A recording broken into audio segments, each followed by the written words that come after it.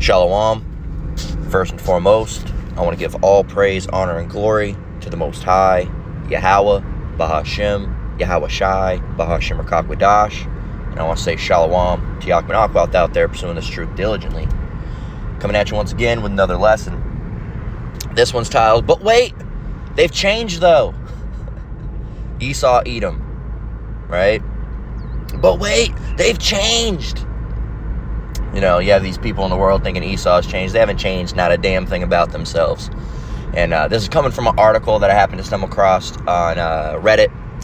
And man, it's going to make you, ooh boy, it's going to piss you all off. But here it is.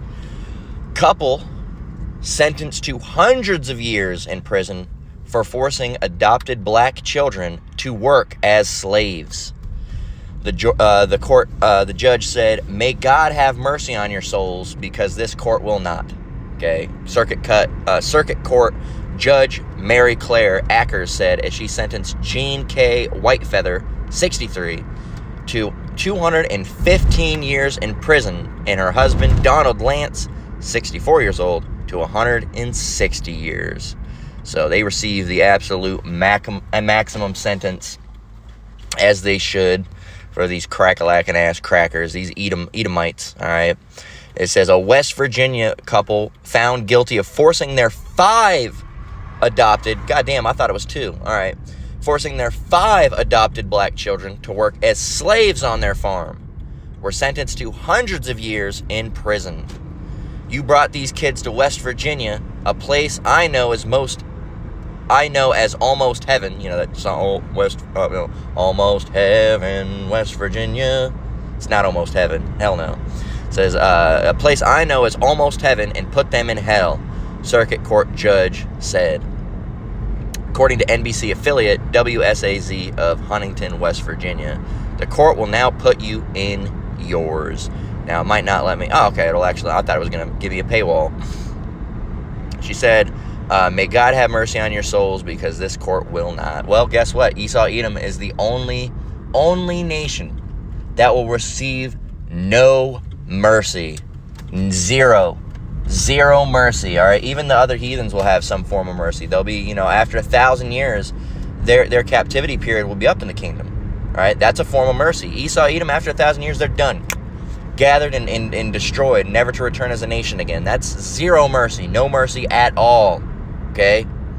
The couple adopted the children from a shelter for homeless and vulnerable youths. Whitefeather and Lance were living in Minnesota at the time, and moved the children to Washington State in 2018, and then West Virginia in 2023. They were found on October 2023 after Kanawha County Sheriff's deputies went to the Sissonville home to conduct a welfare check. A neighbor reported seeing Lance lock a girl and her teenage brother in a shed and leave. "We haven't been in slavery. We haven't been in captivity." Yeah, y'all might not have, but you don't think they're doing that to Jake somewhere? And it shows you right here. Says the sheriff's office said the 2 children in the shed had no running water or bathroom and had been deprived of adequate hygienic care or food. The children said they slept on the concrete floor and been locked in for about 12 hours before they were found. Another girl was found inside the home. When Lance arrived home, he had another child with him and led the deputies to a friend's home where the 5th child was staying. An indictment alleged that the couple targeted the children and forced labor because of their race. They were charged with human trafficking, child neglect, forced labor, and other crimes. Whitefield apologized to the children during the sentence. You only apologize because you got caught, you fucking cunt. All right, anyway, it says, "I just want the court to know that I have made mistakes and I'm very sorry." Blah, blah, blah. Blah, blah, blah. Shut the fuck up. We don't want to hear it, coon. All right, how's that feel? You like that back on you, Esau? You like it? You like it? Hope you like staying behind those bars, you fucking animal. You animalistic fuck. You fucking gorilla. All right, you animal. That's where you belong. You don't like that, E? You don't like being talked to like that? Oh, boo-hoo. So sad. Enjoy your stay. Have fun with the end of the world being in that bitch. All right, because that's the end of the world's going to come. Yahweh Shai is going to come back while you're in that fucking prison. Now imagine you made these little so-called black kids do all this work, and when you won't be able to see it. Maybe the Lord will let it some way. Maybe you'll be out on Rec Yard. Maybe somehow you'll be out on Rec Yard, and you'll be looking around when it happens, when Yahweh Shai cracks those skies open, and here it is, you see a so-called Negro coming down. Oh no. Yeah, oh man, you're going to shit your pants. You're going to shit your pants. Man, Man, hey, Lord willing, somehow I'm on the chariots at that time, and I get to see, and we're on the chariots at that time, you brothers too, we get to watch that. That'd be some funny shit, man. So I just want the court to know that I've made mistakes. I'm very sorry for that. I love my children. I have never, ever done anything to harm them intentionally. Shut the fuck up. Children, I do love you. Shut the fuck up. The oldest child told White Feather and Lance in the impact statement that they were monsters, the news station reported. I will be something amazing, another child said. I will be strong and beautiful. You will always be exactly what you are. Horrible. Damn. The youngest child said they were taught to laugh at their siblings and had to watch a lot of the abuse. Now in my new home, I see that everything was not right with Gene and Donald, the child's impact statement said. White Feather and Lance were ordered to pay $280,000 in restitution apiece to the victims. Man, you guys have a badass judgment coming to you. Let me get open Logos Bible. I have to run in here a minute. I'm running late today, but I'm going to get at least one scripture. Amos 1:11 reads, "Thus saith the Lord, for 3 transgressions of Edom." And if you don't know who Esau, Edom is by now, who their real identity is, then you're not paying attention. You're not keeping up. All right, it is unrefutable. It is undeniable. It is unarguable. You cannot lie about it. You cannot wiggle your way out of it. You cannot worm your way out of it, filibuster your way out of it. You cannot stonewall. You cannot deny it. You can't iconoclasm your way out of this one, Esau. It is you. You are him. You that boy. Who you is? You're him. It's you. All right, you can't lie. All right, the scriptures add up 100% with who you are, and the scriptures add up 100% with who we are, and that's why you hate the Bible so much, and you hate when we talk about our true identity. All right, because when we talk about our true identity, your true identity falls around. When we talk about your true identity, our true identity falls around. All right, right behind. Thus saith the Lord, for 3 transgressions of Edom, and for 4 I will not turn away the punishment thereof, because he did pursue his brother with the sword. That was your blessing, all right? The time of mourning for my father at hand, then shall I slay my brother Jacob, all right? When you went right back, when you got that blessing, all right? And when we got ours, that was rightfully ours, remember, because you sold the birthright, and the birthright entitled you to all as firstborn, so that's why we got the blessing. We didn't really, it looked like, we had to do the scheming, but that was all how the Lord made it happen, because we were entitled to that birthright. It says, because he did pursue his brother with the sword, and did cast off all pity, and did tear, and his anger did tear perpetually, and kept his wrath forever. So there you go. I'm gonna have to cut it right there. Like I said, I gotta run up in this workplace real quick. It's a short day today, so Lord willing, I'll be back soon to finish it up. Because man, we have more dirt on you Edomites coming up. All right, so right there, I'm gonna cut it, and I'll piece this together as I do in just a moment, Lord willing. Until then, shalom. All right, shalom, we're back. So didn't have quite enough time to get into Amos 1:11 all the way, but now that we're back, I wanted to go ahead and define a word here. All right, a word that we see perpetually. Okay, so Amos 1:11 again, I'm gonna read it. Thus saith the Lord, for 3 transgressions of Edom, and for 4 I will not turn away, I will not turn away the punishment thereof, because he did pursue his brother with the sword, and did cast off all pity, and his anger did tear perpetually, and he kept his wrath forever. Now you should get the gist of it by the end, where it says, and he kept his wrath forever. But you have this word here, perpetually, if it would highlight it. No, just perpetually. All right, perpetually. Okay. Perpetual, all right, is the word it's going back to. So it means perpetually, lasting, further time. Let's go in the open 6. It means forever, without changes. Right here, perpetually, in a way that never ends or changes. Constantly, all right? It never changes, okay? It stays the same all the time, 100% of the time, all right? They never switched up. They never got better, because you'll hear, they've gotten better. No, they haven't. No, they have not, all right? Some, all right, are lying to themselves, all right? But they have not changed ever, okay? They've never changed ever. Those same ones that are lying to themselves now, they'll still throw you under the bus. They'll still, use you when they need to, all right? They've never changed, all right? They don't change, okay? They've always stayed the same. And That's why you see people doing this, right? That's why you see them, lynching black people, so-called, hanging from ropes behind Walmart and shit, right? That's just the article we got today, having all these kids, putting them into, working them as, like, slaves, all right? Keeping them as slaves. So, they never change. They're the same old devil that they've always been. And the Lord's going to pay these devils back, man. So, let's go and get 2 Maccabees 7:31. Maccabees 7:31. Oops. Well, we'll scroll up. And it says...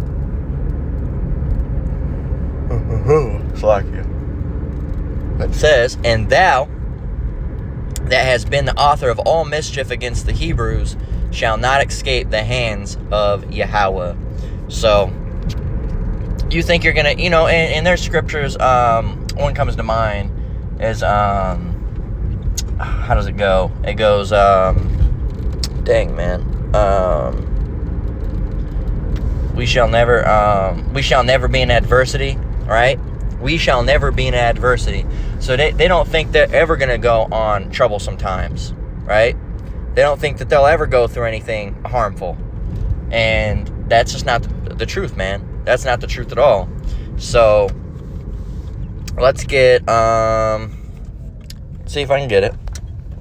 I want to go and find that scripture real quick. Won't let me use it. Why? We shall never be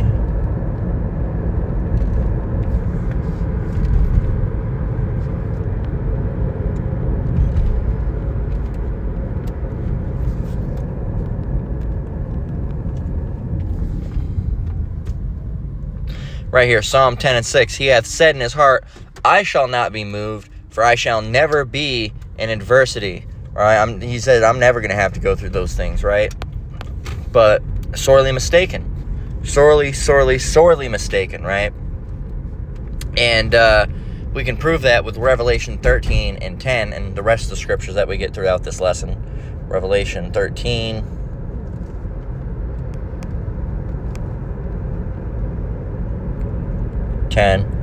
It reads, He that leadeth into captivity shall go into captivity. He that killeth with the sword must be killed with the sword. Here is the patience and the faith of the saints. So these same devils that are doing all these different types of things, all right, you want to take us into captivity. All right, well, guess what? You're going to get put in that same situation as well, except it's going to be done by us in righteousness, okay? So these devils are going to get exactly what they deserve. They've led into captivity. It's right here. And this is another scripture that they removed from the so-called slave Bible. All right, the select verses of the Holy Bible for use in the British and West India Islands for Negroes in the British West India Islands. All right, or however the long-ass title actually goes. All right, so-called, slave Bible. So this wasn't in there. Surprise, surprise. I wonder why that is. Why do you think they removed this? In order to, you hear the apostles of Great Millstone talk about it all the time. Not that I'm a part of Great Millstone, but that's what I learned from. I recommend you do the same. You hear them talk about it. In order to tell a lie, you must know the truth. All right, you can't lie unless you know the truth. If I say, the sky is green, well, I can't say that unless I know that I can't tell that lie unless I know that the sky is in fact not green. Okay? So when these devils say that, they don't know about certain things, they don't know, that's because it is true that the Lord has cut them off from learning, and they can't learn things of the Bible, but there are certain things that they do know. They know who they are. All right, the real Edomites, the real down Edomites that are up there and on high levels, they know who they are, right? The Rothschilds, the Vanderbilts, all of them, all right? These 13 big Jewish families, right? They know, all right? They know exactly who they are. But in order to say that they're not that, they need to know that they are that, right? Because they know they are. If you even go back to the Rothschilds, their name went back to Red Shield, meaning Esau. Going back to Esau, Edom, but they changed their name. Why is that? They know their lineage. They know who they are, but they just don't want you to know. They lie because they don't want you to know. Because if you know, then you can go in the Bible and find out what type of person Esau, Edom is, and then you'll realize they're not a good guy. They're a terrible person. They're a wildebeest, right? They're a horrible horrible person, right? And they do horrible things to people. They take people's lands. They what is it? They covet lands and take them by violence. Had to think about it. So they can press a man in his house, even a man in his heritage. That's what they do. They steal, they lie, all right? They're disgusting. No one as profane as Esau, who for one morsel of meat sold his birthright. And, roughly paraphrasing, there's a whole bunch of scriptures that tell you exactly who Esau, Edom is. And if you got the situation where you now know that the so-called white man is Esau, Edom, well, it's toast. Their little whole act of being the nice guy is over. It's completely over.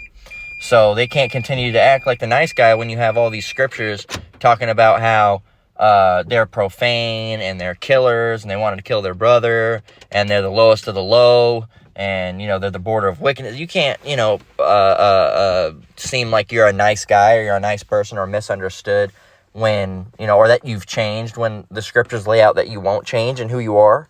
Because that's what they'll say. Oh, we've changed. Yeah, we did some wrong things. If they even admit it, we did some wrong things in the past, but, it's different now. And if you have the Bible, if you have the scriptures to go with it, you'll find out that no, they have not changed, all right? And they will never change. They've always been the same, and they're going to continue to be the same. So this is Psalms 2 and 8 through 9, and it just show you exactly what's going to happen to these devils. So this is Psalms 2 and 8, all right, through verse 9, and it reads, "Ask of me, and I shall give thee the heathen for thine inheritance, and the uttermost parts of the earth for thy possession. Thou shalt break them with a rod of iron, thou shalt dash them in pieces like a potter's vessel." So these devils are going to get tore up, all right? They're going to get absolutely their ass handed to them, man. Beat down, right? By who? None other than us, the Israelites, all right? And it's not going to be on this side, all right, because they're going to try to say, oh, we're violent and all that stuff. We ain't going to do nothing to you on this side, all right? The only person you have to worry about on this side is Yahweh Shem Shai, all right? You have to worry about, Yahweh Shai coming back. He's gonna whoop that ass, all right? And then, of course, the 144,000, you're going to be out there. But that's going to be in the end days, all right? That's not something, we're going to be, we're not going to dismantle you and throw you out. That's going to be Yahweh Shai that you have to worry about, right? That's who you got to worry about, and you can't stop Yahweh Shai. You could probably stop us if we, gather together and try to do something, which we wouldn't, because that's not, vengeance is mine, saith the Lord, I will repay, right? It's not our job, that's the Lord's job. So we would get in trouble, all right? He who shall revenge will find vengeance, roughly paraphrasing. Again, so we can't do it unless we want to die, all right? So we can't do anything against you. So these devils try to make it out like we're going to do something. We're not going to do something. Now in the kingdom, all this is going to be gone. In the kingdom, we're going to be doing stuff to you, all right? But not in this time, all right? This is not the time for that, all right? This heaven has to pass away, and a new one's going to be stored, all right? And yes, you're going to be in that kingdom, all right? You're going to be in that heaven. You're going to be in that kingdom as slaves, all right? As servants and handmaids. So let me go and get that one.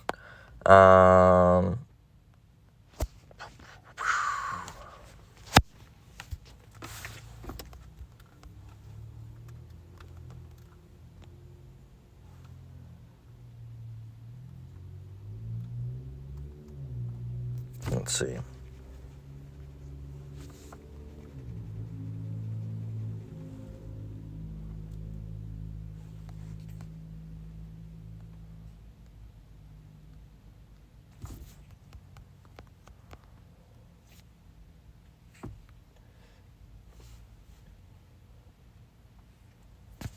Let's see.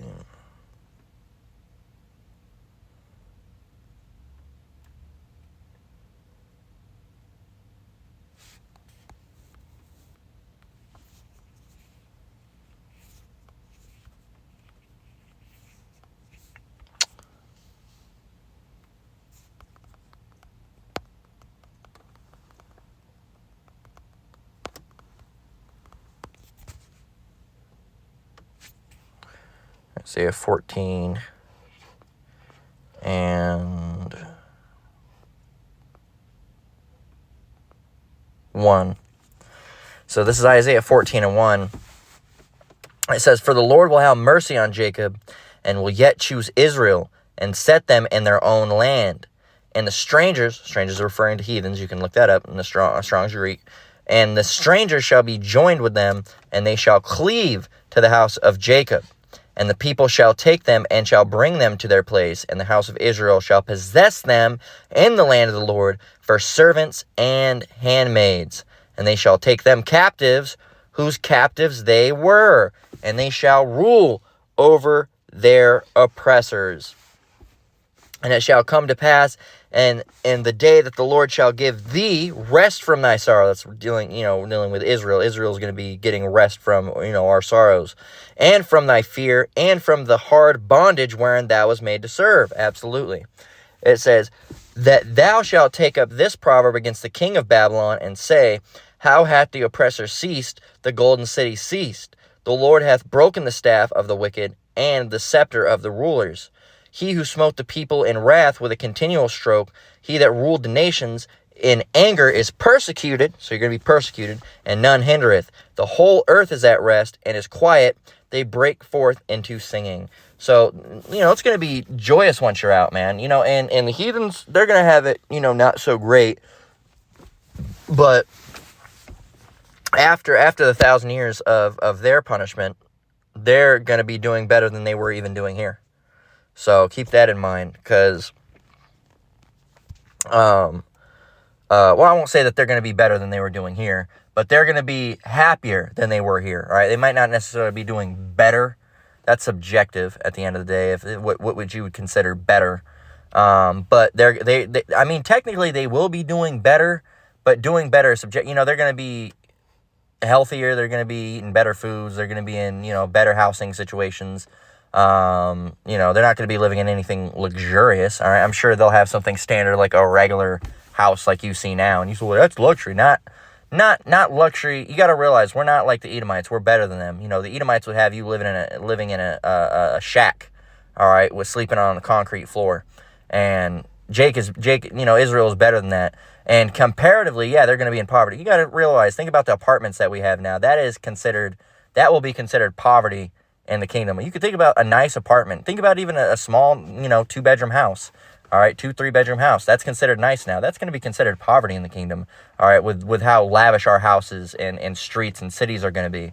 It's going to be immaculate, right? So even if they have, a 1-bedroom house, that's still poverty. When everybody else, with all the Israelites that you see have, a 10-story homes with all these different things, and gold and fine statues and different types of carved rails and lattice work and all these different things in the housing, you're like, wow. So yeah, when you think about a regular apartment, and then you go see a mansion, you'd be like, wow, I'm kind of poor, right? I don't really have nothing good. Even if you had, something decent, and then you go see one of these big ass houses, you're like, yeah, compared to that, I don't really have much.